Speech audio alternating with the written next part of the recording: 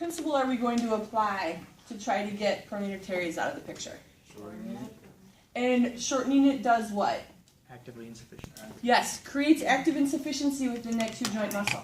Because a two joint muscle that's maximally shortened will not be able to create as much force. Okay? So, first we're going to do the group test. So Liz, what I'm going to have you do is put your arm up on the table for me. So you want the elbow to be bent at about 50 degrees. Okay? So I'll go ahead and just sit up.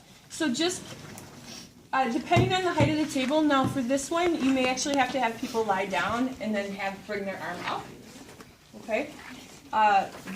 When you're working on a plinth, just having someone sit like this works quite well. Alright? So what's the first thing I'm going to have her do if I'm doing a manual muscle test? To have her go through range of motion. So Liz, what I'd like you to do is go ahead and just bring your palm down for me. Great. Now I'm going to stabilize up here, and I'm going to have you try to do that. I'm going to have you bring your hand over, and I'm going to try to pull you out of it, and don't let me. Okay?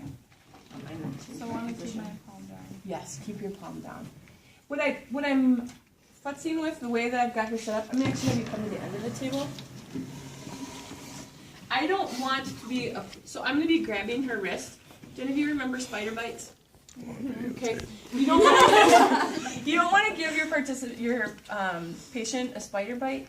You don't want it. Why I'm not liking this hand grip is in this position, all my force is going to be done with my thumb rather than with my hand. That's going to be a lot less comfortable than if I grab with my hand. Okay. So instead, what I'm going to do is use my weaker arm, which is always scary. So I'm going to stabilize here. So now I'm in a position where I can use the bulk of my hand. Of course, now you all move behind me, and now I have my back to you. I'm sorry. Can you still see? Mm-hmm. Okay. So what I'd like you to do is keep your arm there and don't let me pull you out of it. Okay?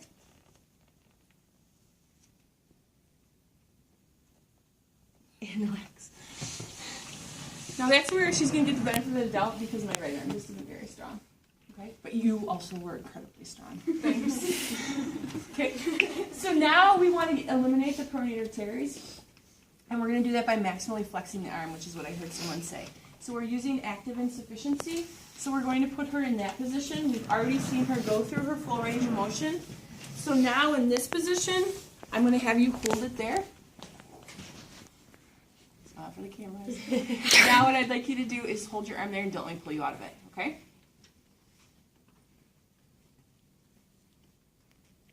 And relax. Okay? Now I use two hands mostly just because my right hand is so much bigger than my left. I could have also come in and done this, but I felt like I wouldn't have been able to adequately stabilize the upper arm. Okay. So that is pronator as a group, so both teres and quadratus. If you want to try to only test quadratus, you maximally flex the elbow. We could do the same thing. Can you lie down for me? How all of you will have to do it in this room is by lying down. On your back, please. Sorry, I don't have pillows for you.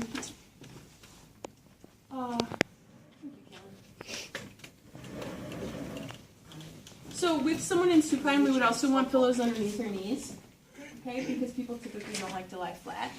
So let's go ahead and model our good behavior.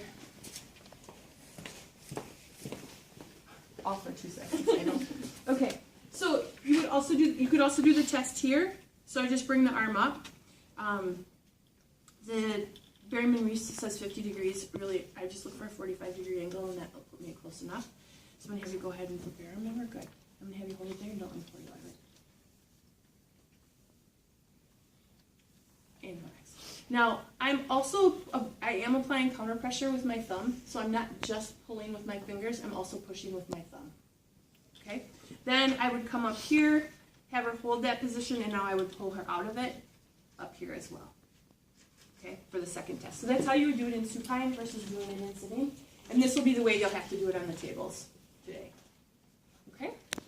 So those are the pronators. Come on and back up. Now, I'll have you go ahead and lie down. I'll show. So we're also going to go through the supinator right now. Now, the supinator muscle, what other muscle is a major supinator of the elbow? Biceps. Biceps. So we want to try to only test the supinator. How are we going to try to get the biceps out of play? We have two options. So flex it, but we're going to flex it at the shoulder and the elbow, right? Or we can extend at both the shoulder and the elbow. So either one of them are completely acceptable. I'll go ahead and show you the flexed way in supine. Okay? So again, we're applying the principles of active insufficiency to try to isolate muscles. So for this one, I have you scoot closer to me. Thanks. Okay. So I'm going to have you here. Now what I'd like you to do is bring your palm down towards the table. Good. I'm going to try to pull you out of that. So I'm going to go this way. Okay, but you don't let me. Ready?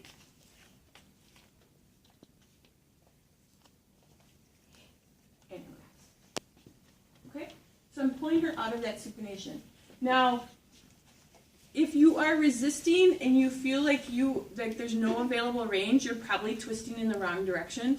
Because as soon as you get up into this position, it's hard to think about which way is pronation and supination. Just pull them into elbow extension, pronate and supinate, and go, okay, I need to resist that motion, and then put them back into flexion. Okay? But if while you're doing the test you feel like, oh, they have no further range of motion, you're probably pulling in the wrong direction. I'm going to have you sit up for me.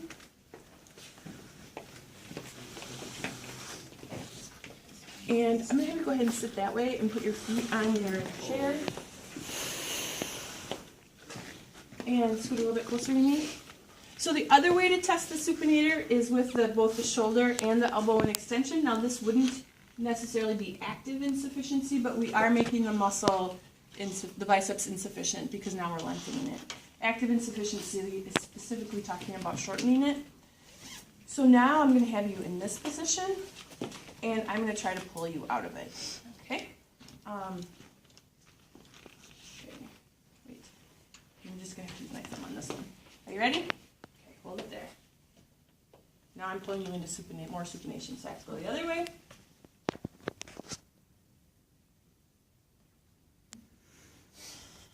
And relax. Okay. Now, you do want to make sure that you're not getting shoulder rotation. So you do want to have a hand up on the humerus so that you can tell if the humerus is rotating. Okay? So let's have you go try those. So you may want to do rhomboids. So